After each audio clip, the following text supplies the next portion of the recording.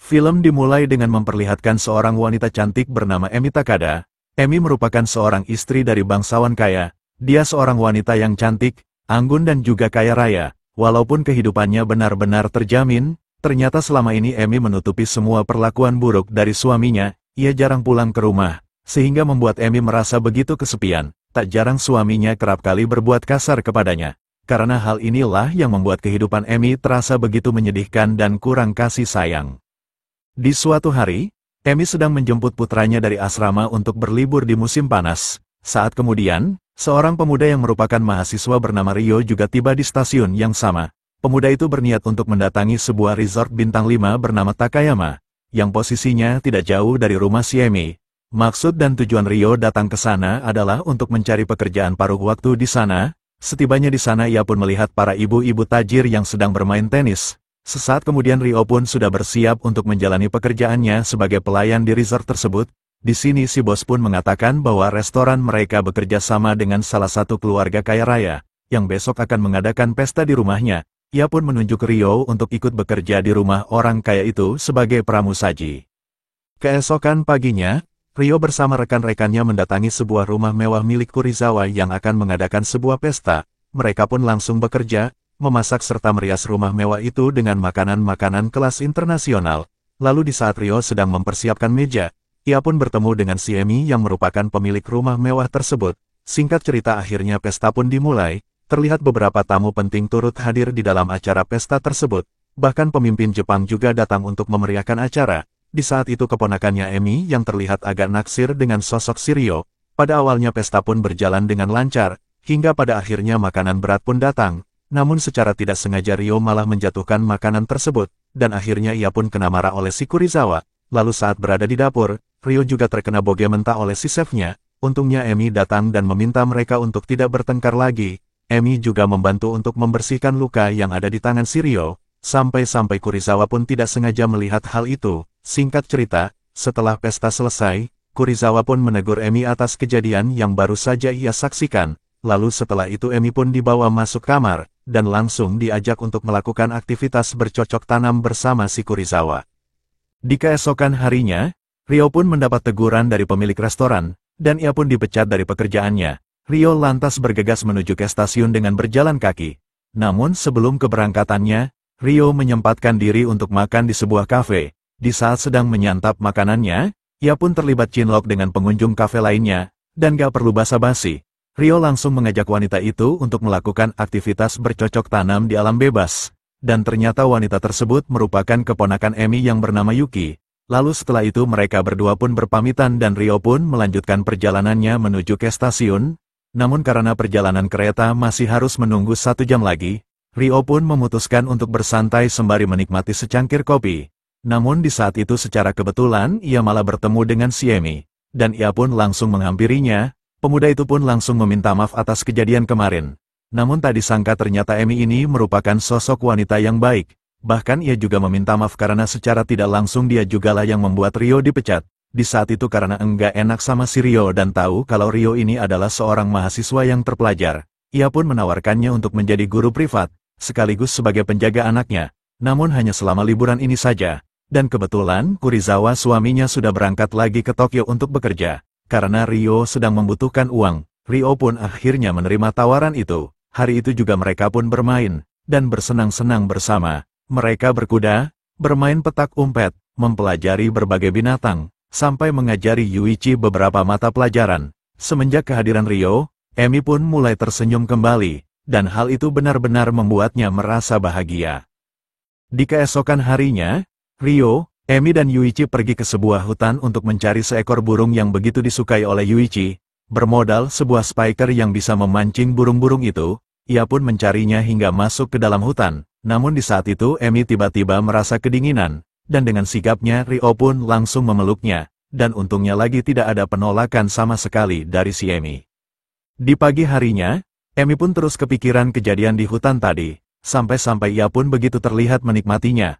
Lalu beberapa saat kemudian, dari dalam rumah terdengar suara musik klasik kesukaan wanita cantik itu, dan ternyata musik itu berasal dari dalam kamar si Rio. Ia pun langsung memasuki kamar tersebut, dan seakan sudah paham, Ryo pun langsung mengajak Emi untuk melakukan aktivitas bercocok tanam bersama dirinya.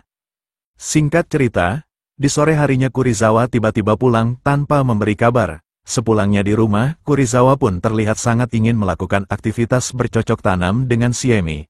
Namun di saat itu, terlihat Emi yang merasa kurang bahagia. Sesaat kemudian, Emi dan Kurizawa pun turun dengan keadaan pakaian yang terlihat berantakan. Hal ini pun membuat Ryo mulai merasa cemburu. Dan ternyata Ryo sudah mulai menyukai bosnya itu sejak awal bertemu. Di waktu yang sama, kebetulan keponakan Emi datang ke rumah. Gadis itu pun seolah bermuka dua, dan mempermalukan Ryo di depan pamannya sendiri. Padahal kemarin ia sempat menyemangatinya. Akhirnya akibat perkataan dari si Yuki, Ryo pun memutuskan untuk keluar rumah dulu. Lalu di keesokan harinya, setelah Kurizawa berangkat dengan mobilnya, bukannya menjaga Yuichi yang berada di taman, Emi malah menemui Ryo di dalam kamarnya, dan mengajak Ryo untuk menanam buah pisang bersama. Sementara itu di sisi lain, Yuichi yang ingin menangkap bebek malah terpeleset dan jatuh ke dalam danau itu. Namun untungnya Yuichi bisa berenang dan berhasil menyelamatkan dirinya sendiri. Ia lantas berjalan menuju ke rumah, dan untungnya ia bertemu dengan Bamba yang juga bekerja di rumahnya. Sesampainya di rumah, Simba pun langsung berteriak memanggil si Emi. Emi dan Ryo pun panik melihat keadaan Yuichi yang saat itu terlihat sangat lemas. Di saat itu Emi pun sadar kalau ini adalah hukuman baginya karena udah main serong dengan si Ryo, dan untuk pertama kalinya, Emi pun memarahi si Ryo, sampai memintanya untuk berhenti bekerja di sini. Di sore harinya, Yuki keponakan Emi, mendatangi Ryo yang sedang berada di dalam kamarnya. Ia pun bertanya kenapa Ryo tidak bekerja tapi malah santai-santai. Ryo lantas mengatakan kalau ia baru saja diberhentikan oleh si Emi. Lantas karena sudah tidak bekerja dengan bibinya, Yuki pun bisa membawa Ryo pergi bersamanya. Mereka pun akhirnya pergi bersama Yoshiko yang merupakan kekasih dari si Yuki. Dan di saat itu juga Ryo ditawari untuk menjadi pelayan di apartemennya si Yuki. Di malam harinya, Ryo pun mulai bekerja sebagaimana mestinya. Di malam itu Yuki dan Yoshiko akan mengadakan dinner romantis untuk merayakan hari anniversary mereka berdua. Dan tentunya tidak lama kemudian mereka berdua pun langsung melakukan aktivitas bercocok tanam di hadapan si Ryo. Di keesokan harinya, Ryo, Yoshiko dan Yuki pergi untuk bermain golf, yang mana tentunya Ryo lah yang membawa semua perlengkapan mereka berdua. Di saat itu Yoshiko mengatakan bahwa ia ingin memulangkan seseorang ke dunia fana. Orang ini selalu mengganggu bisnisnya. Ryo pun merasa terkejut dengan kehidupan orang-orang kaya yang selalu punya musuh bebuyutan di dalam bisnisnya. Yoshiko pun bertekad sebelum musuhnya itu menghilangkan dirinya sendiri. Maka dialah yang akan memulangkan musuh-musuhnya itu. Saking seriusnya pembicaraan mereka, Yoshiko pun sampai menitipkan pesan, kalau keadaannya justru kebalik, dan Yoshiko yang malah pulang ke dunia fana. Ia pun nitip ke Ryo untuk menjaga Yuki. Bahkan ia memperbolehkan Ryo untuk menikahi si Yuki. Singkat cerita, pada suatu malam, Yoshiko terlihat tengah menggali lubang untuk mempersiapkan sebuah jebakan. Namun hal yang dinantikan oleh Yoshiko justru meleset, di mana di saat itu terlihat sekelompok pemuda bermotor, yang dicurigai merupakan seorang musuhnya justru menemukannya. Scene kemudian berpindah di mana terlihat Ryo bersama Yuki yang datang dengan sangat terburu-buru. Kejadian tak terduga pun terjadi, di mana di saat itu Yoshiko berhasil mereka temukan, namun dalam keadaan telah berpulang ke dunia fana, dan di saat itu ia berada di lubang galian yang sebelumnya digali oleh dirinya sendiri. Lantas setelah itu Yuki pun pulang ke apartemennya ditemani oleh si Ryo. Ryo di sana mengatakan kalau Yoshiko sebelumnya sudah menitipkan pesan kepadanya untuk menjaga si Yuki. Ia bahkan memperbolehkan dirinya untuk menikahi si Yuki. Lantas setelah Ryo mengatakan hal itu, mereka berdua pun langsung melakukan aktivitas bercocok tanam bersama. Di keesokan harinya, pihak kepolisian pun berhasil menemukan Yoshiko. Sementara itu di sisi lain, Yuki dan Ryo yang sudah resmi bertunangan, berniat untuk pergi makan di restoran, tempat di mana Ryo pertama kali bekerja. Setelah masuk ke dalam restoran tersebut, Ryo pun sempat terkejut melihat Emi dan putranya yang sedang menikmati makanan. Yuki pun langsung menyampaikan kabar bahagia tentang pertunangannya dengan Ryo kepada si Emi.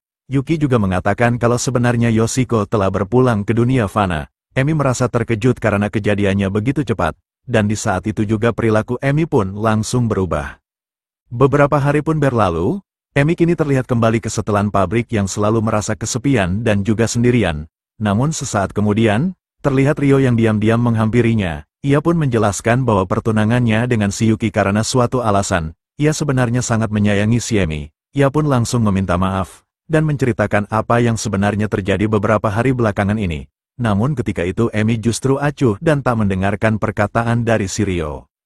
Lantas di keesokan harinya, Emi mendatangi si Rio yang sedang berada di resortnya. Ia pun langsung meminta maaf dan mengaku menyesal. Karena sudah memecat Rio dari rumahnya, ia pun memberikan penawaran kepada Rio, bahwa Rio bisa menikmati kue apemnya kapanpun ia mau. Selama Yuki dan Karuizawa sedang tidak ada di rumah, akhirnya mereka berdua pun kembali melakukan aktivitas bercocok tanam bersama. Dan film pun selesai.